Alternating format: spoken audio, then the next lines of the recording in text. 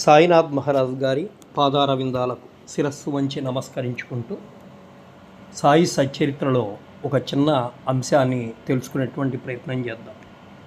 1910వ సంవత్సరంలో షిరిడిలో ద్వారకామాయిలో ఉదయం బాబావారు ముఖ ప్రక్షాళనం తర్వాత ఒక గోనె పట్టెపై ఇసురాయి పెట్టుకొని గోధుమలు విసరసాగాడు. అక్కడికి వచ్చినటువంటి కొంతమంది స్త్రీలు బాబా ఒక్కరే కదా, ఇంత గోధుమ పిండిని ఏం చేసుకుంటారని వారిలో తర్కం చేసుకుంటున్నారు.